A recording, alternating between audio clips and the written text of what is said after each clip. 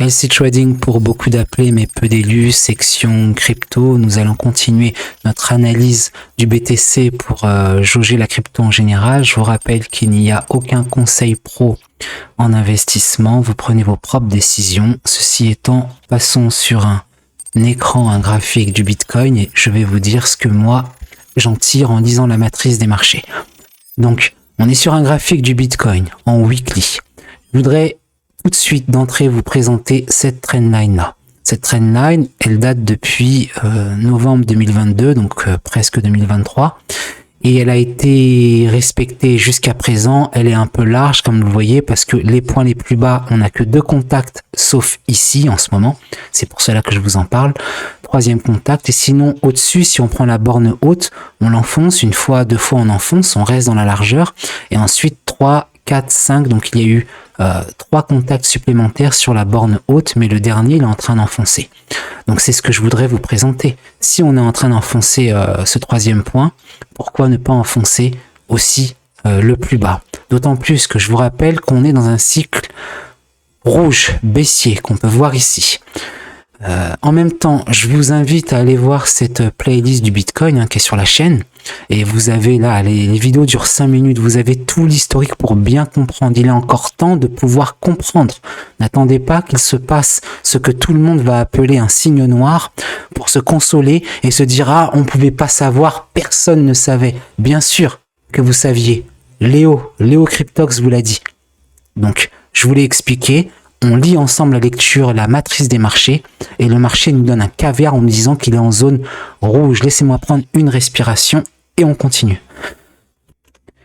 Maintenant, comme mon travail d'analyste, c'est en fait de prédire ce que va faire le marché, qui est un travail ingrat, parce que je vous ai toujours montré tous les crashs, je me suis jamais trompé sur les crashs, mais pourtant, vous n'y croyez pas, pourtant, je ne suis pas forcément, on va dire de manière générale, remercié, entre guillemets, m'en fous un peu, mais je suis pas reconnu pour le travail qui est fait. Et là, on recommence.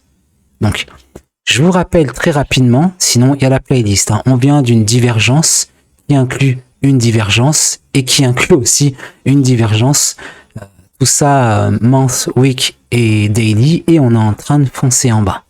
Donc, moi, dans tout ce contexte-là rouge, je vous dis qu'on va enfoncer. Et ce qui était dommage, c'est que c'était déjà annoncé. Où est-ce qu'on l'avait annoncé? On l'avait annoncé où? Je sais plus, là. Voilà, je l'avais annoncé ici, publiquement, gratuitement. Il y a une baisse qui va se faire. Ça a commencé, et là j'étais content, et puis hop, ça l'a feinté. ATH, mais quelque part faux ATH, et ça s'est effondré.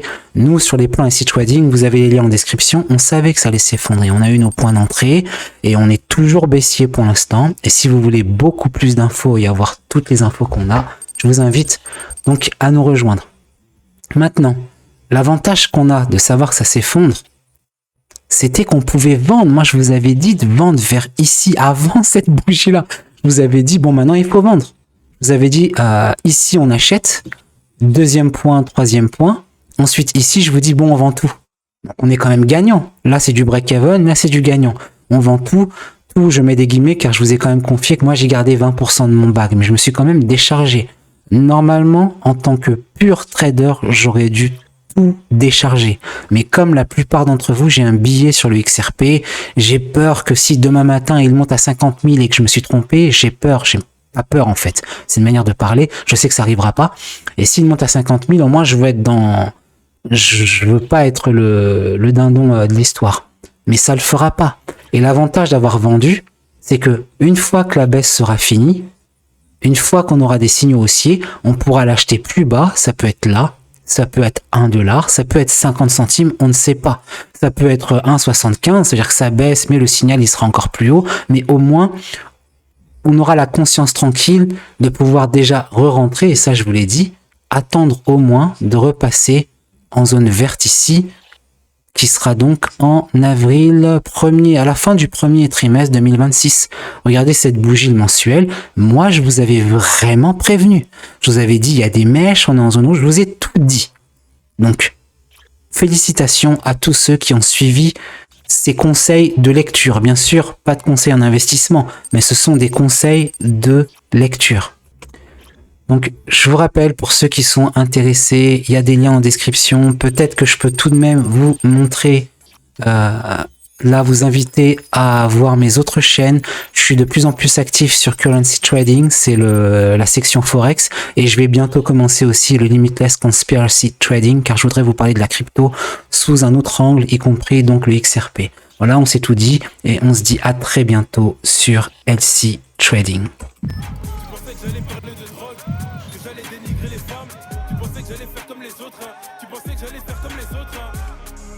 T'as kiffé le son et après t'as compris que ça parlait de Jésus. Waouh, viens, guet-apens.